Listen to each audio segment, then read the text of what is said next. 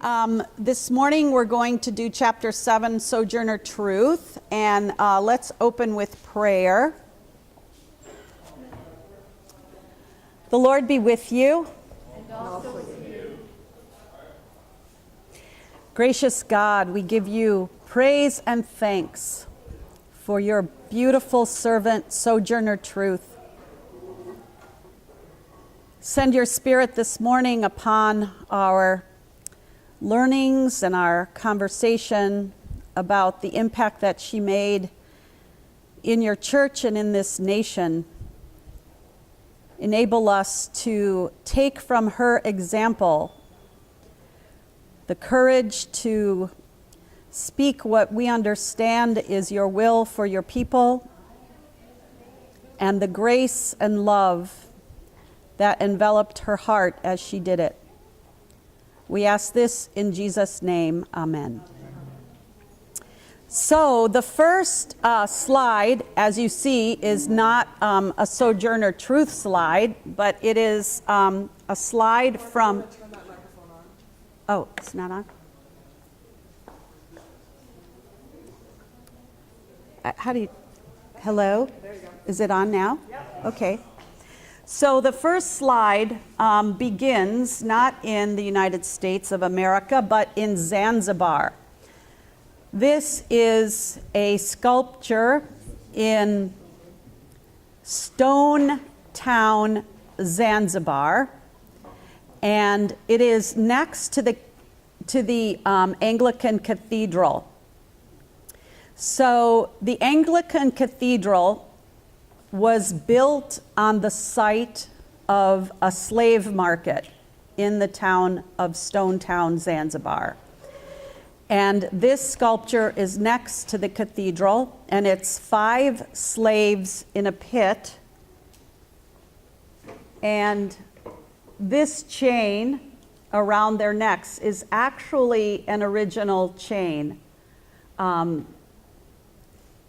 That this is exactly what they used the chain for. And the cathedral is right next to the sculpture, as I mentioned, and the altar of the cathedral is built over the whipping tree. And the whipping tree was a tree that they would beat slaves before they took them to the slave market and sold them. And if you did not cry out, you fetched a higher price. And the Anglicans in Zanzibar, when they built their cathedral, decided to place the altar where the whipping tree was. So this is where our story begins, because Sojourner was born in slavery. Her parents were slave parents, James and Betsy. And she was born in 1797. She was born the property of Dr. Charles Ardenberg in the state of New York. He was her first slave master. And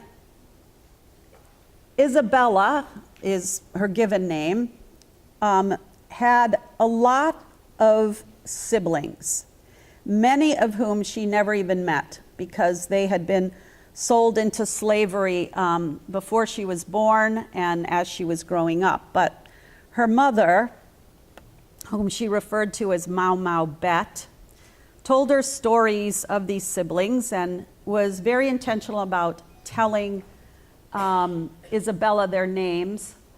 And that was a big connection to folks who were sold into slavery, was to remember them, to remember their names. Eventually, Isabella herself was sold to a Mr. Dumont, and this is one of the posters from that era.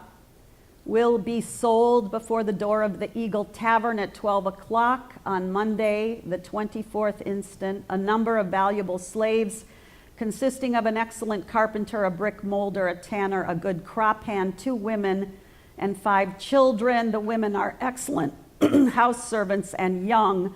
The men, too, are mostly young. and then how to finance it.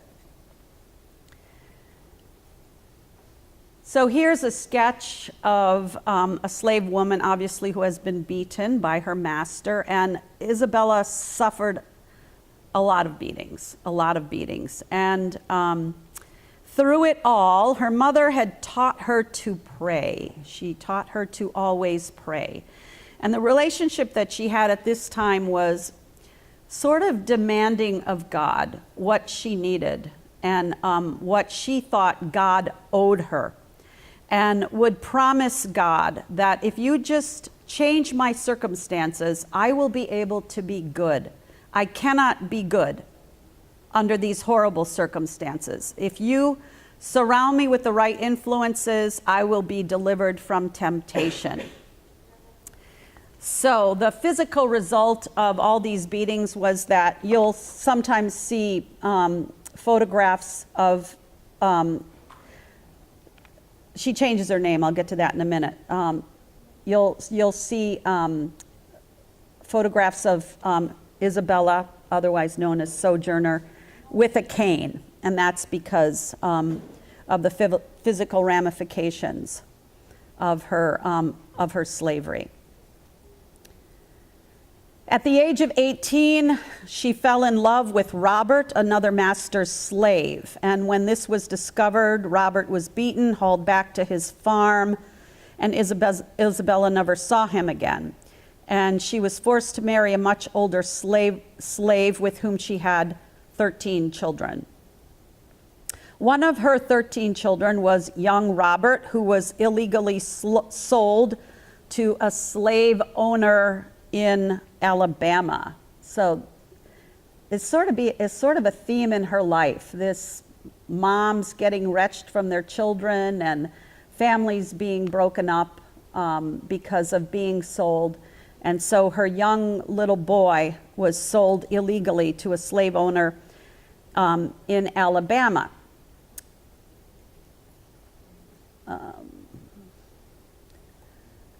This is a courthouse in New York where Isabella fought to retrieve Robert. And you can't read from there, but this plaque says, famous Sojourner Truth, famous slave of Ulster County, born in Hinckley, New York. Though illiterate, this woman of indomitable character and intellect left her indelible mark as an eloquent condemner of slavery from this court. By winning her lawsuit, the first ever won by a black parent, she saved her son from slavery in Alabama. And then it goes on to talk about how she met President Lincoln and was his advisor. The last line of the plaque reads, her own words explain her triumph. I talk to God, and God talks to me. So she got Robert back, and her owner, Mr. Dumont, the one to whom she was sold, promised to give Isabella her freedom in 1826, 1 year before the state of New York was scheduled to enact emancipation. He reneged on the promise, and so Isabella fled with her now infant daughter. Dumont chased her and found her at the home of some neighbors, Isaac and Maria von Wagenen, who had welcomed her. They paid a year's debt to Dumont to release her. He showed up at the door. Isaac and Maria became her new master and mistress, which situation she described as angels opening up to her a new world. So as the story goes on, she's going to change her name in a minute to Sojourner. She actually left New York and traveled up the Connecticut River up to Massachusetts by Northampton and bought a house in Florence. And the name on that deed is Isabella Wagenen. So she took the name of von Wagenen as her own and loved this couple. It was still slavery, however. So some of the accounts that I'm telling you, well, actually, mostly all of them, are found in this narrative of Sojourner Truth, which Sojourner at the time, she was Sojourner by this time, that she dictated the story of her life to Olive Gilbert, and he's the one who wrote it. So you need to remember, it was not a verbatim kind of thing. It was her telling him her story, and he's translating it as a white man, and that's what got published as the narrative of Sojourner Truth. And I just want you to be aware of that, because I'm going to read a couple of portions from the narrative. And just remember, it's not verbatim, it is not Sojourner speaking, it is through the interpretation of Olive Gilbert. This book, The Narrative of Sojourner Truth, is one of the most important documents that reveal the harsh realities of slavery. And it's one of the few accounts of a black woman's religious experience. So in 1843, when Isabella was in her 20s, she had a conversion while living with Isaac and Maria. Isabella had grown lax in her prayer life, no longer feeling a deep need. Things were going well. One day, her former slave owner, Dumont, appears at the door again, and faced with the presence of her former slave master, God revealed himself to her with the suddenness of a flash of lightning. God was everywhere, and all her sins were exposed. There was nowhere to go where God was not. She wanted to talk to God, but felt too vile and knew that she had regularly lied to God in her former prayer life. Shall I lie to God again? She wished for someone to speak for her who was worthy and who would plead for her. At length, a friend came to stand between her and God. And I'm going to read a portion now of the narrative of Sojourner Truth about her conversion experience. "Who are you?" she exclaimed, as the vision brightened into a form distinct, beaming with the beauty of holiness and radiant with love. She then said, audibly addressing the mysterious visitant, "I know you, and I don't know you," meaning, you seem perfectly familiar. I feel that you not only love me, but that you have always loved me. Yet I know you not. I cannot call you by name.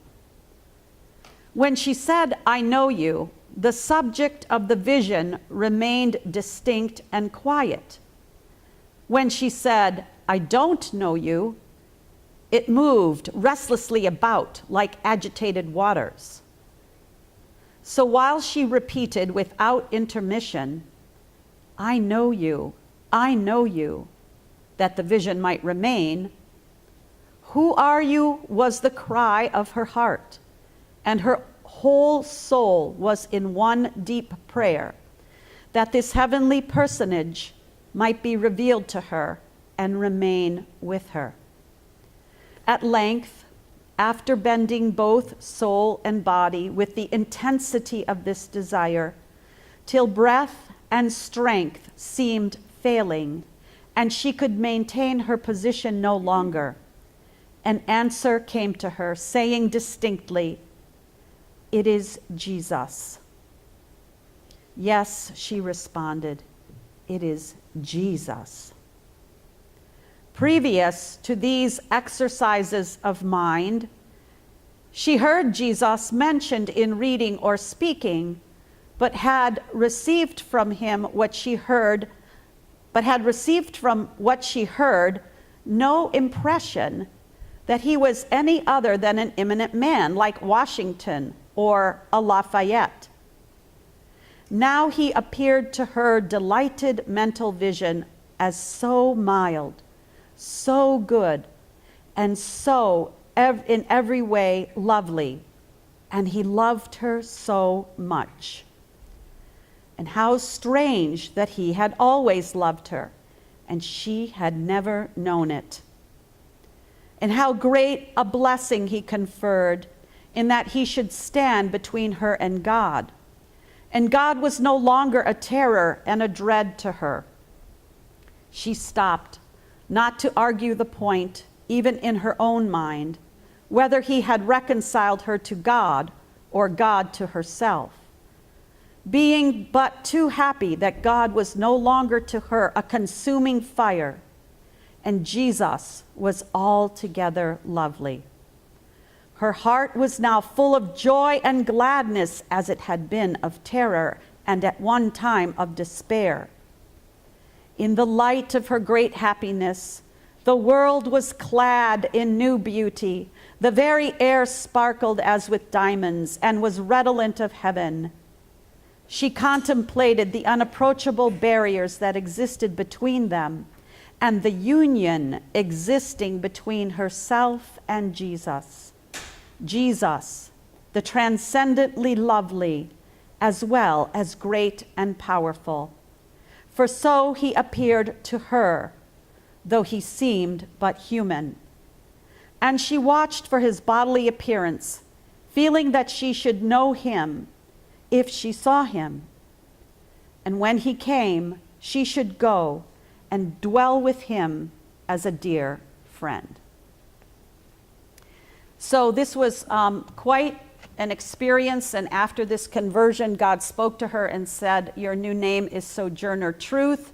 She then went on the road. You know, after you have a conversion experience like that, and you experience this profound understanding of who Jesus was, she took it on the road and began a public fight against slavery, an advocate for women's rights, and was known for her preaching, speaking, and for her commitment to the cause of equality and freedom. Countless slaves and underdogs looked to her to be their voice and share her story, which was also their story. She was a colleague of William Lord Garrison, an abolitionist and publisher who published her book, The Narratives. And he considered her a miraculous extemporaneous speaker. Let's see. She was also a colleague of Frederick Douglass, even though he kind of felt she was a little bit of an embarrassment because she was illiterate, but yet considered her an amazing colleague. And she's also spoke with Abraham Lincoln. So Sojourner was also an ally of other abolitionists in her day, particularly white women who joined with Sojourner in espousing women's rights, like Elizabeth Cady Stanton, Susan B. Anthony, and Lucretia Mott. And in 1851, in Akron, Ohio, at the Ohio Women's Rights Convention, Sojourner delivered her famous "Ain't I a Woman" speech. Here's the front page of a newspaper that contains a transcription of the speech, and down on the bottom it reads, Dateline 1851, Akron, Ohio. The now famous women's rights and Negro activist Sojourner Truth presented a moving message in what is being hailed as her "Ain't I a Woman" speech. The following transcription is from the Women's Rights Convention from earlier this year. Truth rose from her seat among like-minded women and powerfully spoke thus. So there was a group of men who had come to disrupt the convention, and their jeers and their hoots were overwhelming the white women and all the women who were there.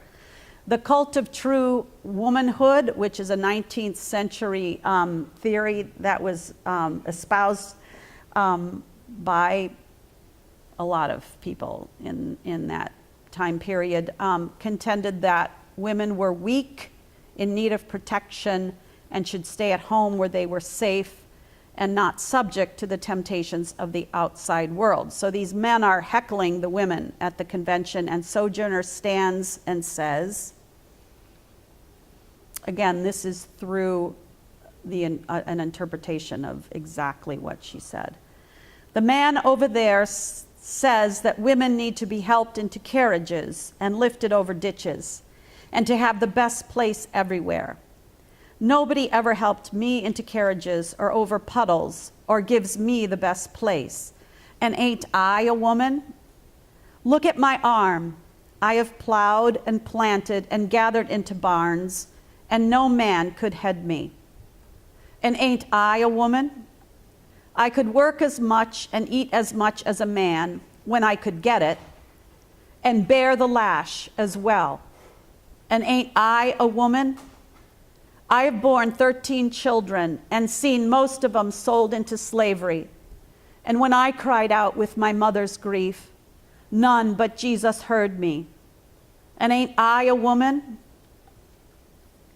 One heckler actually challenged whether she was a woman in disguise, and she lifted up her blouse and showed them her breasts.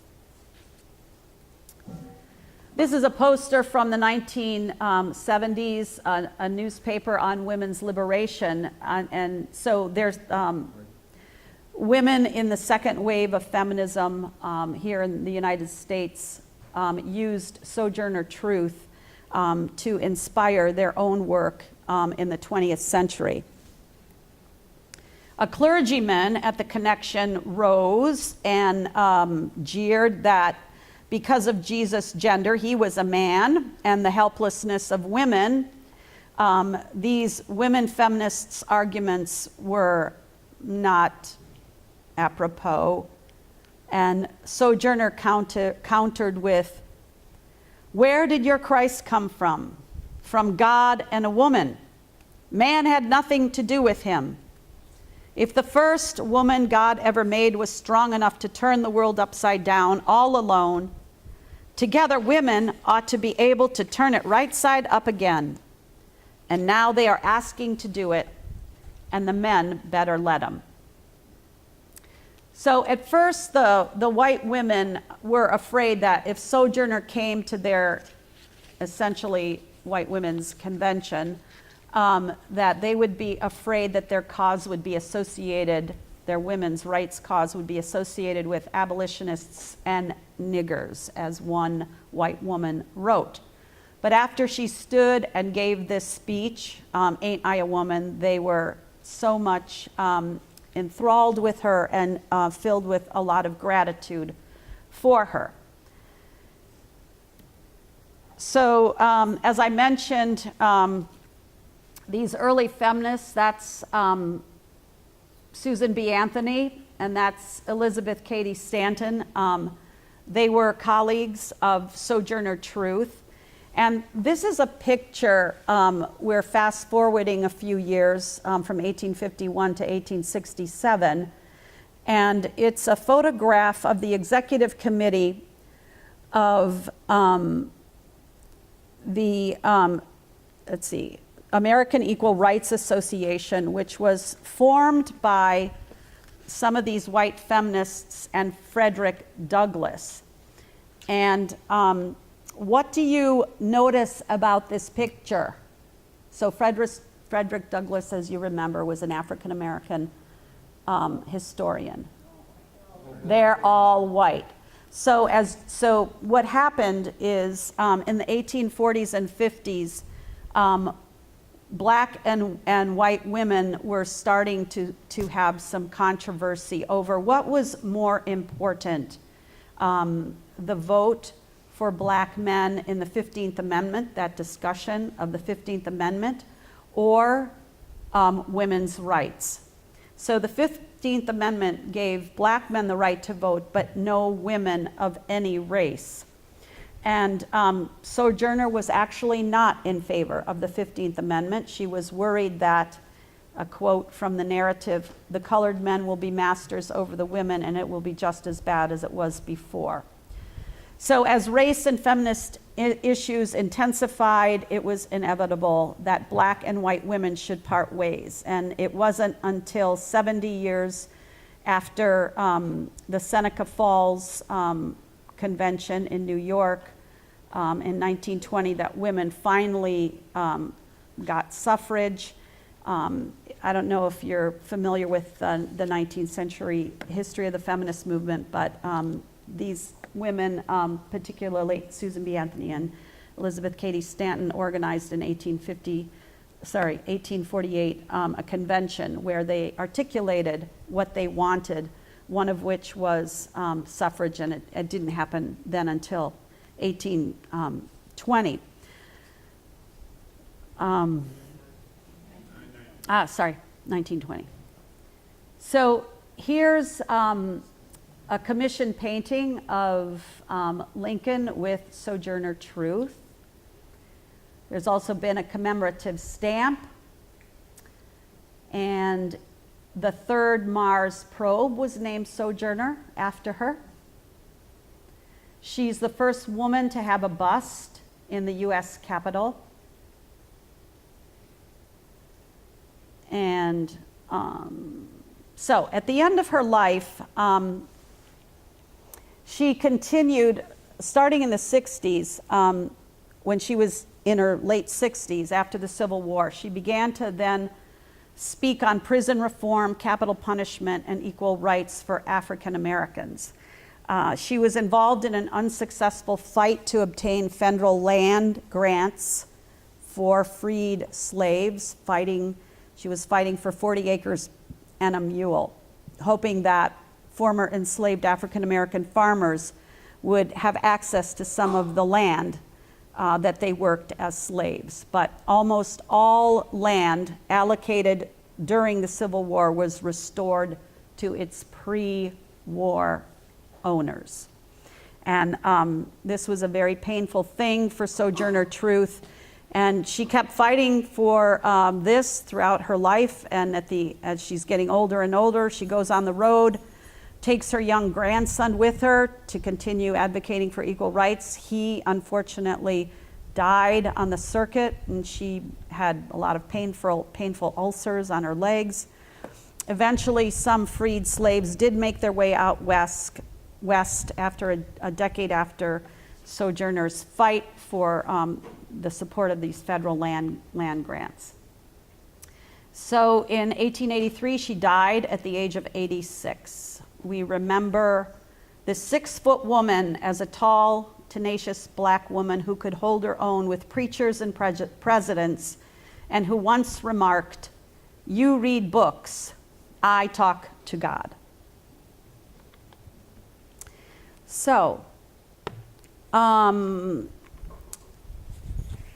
let's just take a couple of seconds to chat as a group. Do you have any questions? Not that I can answer them, but I can try about the presentation. Kind of went fast. Yeah, Jim. I never really thought much about it. How did enslaved Negroes come to embrace Christianity, and who was, critical in that process? I mean, Yeah, so what I know, and maybe some of you can add to this, is the slave owners thought that if their slaves got religion, they would be better slaves, because you have that whole Pauline thing of slaves be, good slaves and obey your masters. So they did not allow slaves into their white churches initially, and so the black church, rose up. I did not read anything about Sojourner having access to a black church or a black community. But as I mentioned, her mother taught her to pray. And her theology around prayer wasn't maybe so typical of what we understand prayer is today. In fact, it was interesting to read about that. It was kind of like a genie in the bottle kind of thing, that God, you owe this to me and you need to do this. And then at the end of the day, she fell short. And that's where she got into this, well, I'm just lying to God. I tell God every morning I'm going to do better and I can't. But God, it's kind of, you need to change my circumstances. So it was kind of a genie in the bottle. But then after her conversion experience, her relationship with Jesus and the whole thing kind of changed. So, yeah, how much access they had, and then the power of the black church is another whole presentation, and how it formed the mind and psyche of our African American sisters and brothers in this country, and the music that empowered them. Yeah, Robin? It sounds as though she didn't have an idea of Jesus before that experience. So how did she even get that name if they weren't talking? So she said, the narrative said, I had heard people speak and read about Jesus.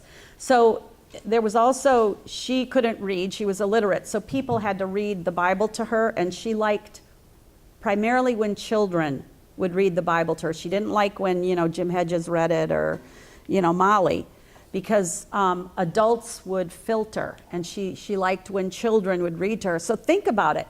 How would you learn about the Christian faith if you couldn't read or write? So anyway, okay? All right, so if we could get in just groups of 3 or 4, and here's the question, and then let's come back and do a whole group kind of debrief. There was nothing pretentious. This is one of Robertson's questions. There was nothing pretentious about Sojourner Truth. She was always direct, always honest in her dealings with people. Whom do you go to when you need forthright, honest feedback? That's the first question. Who do you go to when you need honest feedback? And number 2, would others come to you for the same? And if not, why not?